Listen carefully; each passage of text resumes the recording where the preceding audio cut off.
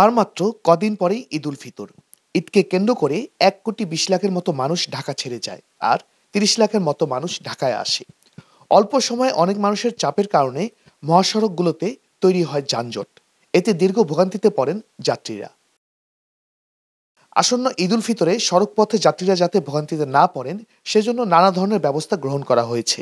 জননিরাপত্তা বিভাগ থেকে সারা দেশে যানজটের জন্য 159টি স্পট চিহ্নিত করা হয়েছে, যার মধ্যে ঢাকা চট্টগ্রাম কক্সবাজার মহাসড়কে আছে 39টি, ঢাকা উত্তরবঙ্গ মহাসড়কে আছে 54টি, ঢাকা ময়মনসিংহ মহাসড়কে আছে 6টি স্পট। এছাড়া ঢাকা সিলেট মহাসড়কে আছে 42টি এবং ঢাকা পাটুরিয়া আরিচা মহাসড়কে আছে 8টি গুরুত্বপূর্ণ স্পট।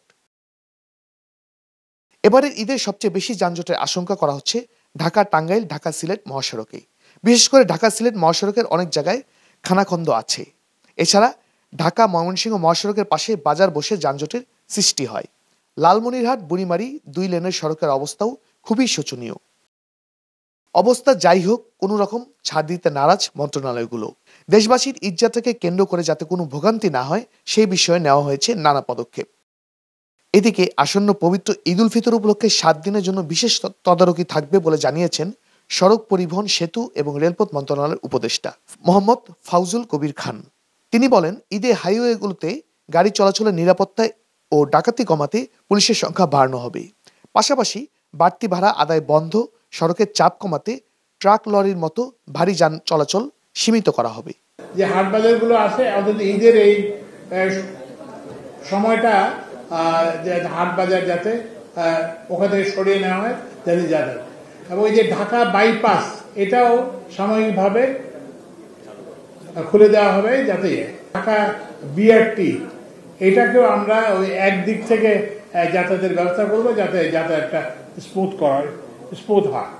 উপদেষ্টা আরও বলেন, মহাসড়কে যানবাহনের চলাচলের নিরাপত্তায় নসিমন করিমন চলাচল করবে না।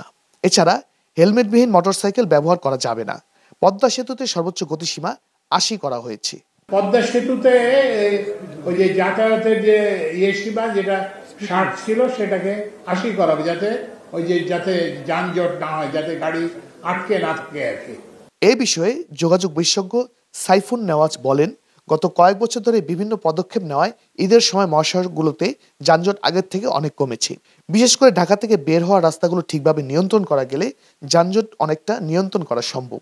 এছাড়াও বিভিন্ন পয়েন্টগুলোতে অবৈধভাবে গাড়ি রাখা নিয়ন্ত্রণের প্রস্তাবও দেন তিনি।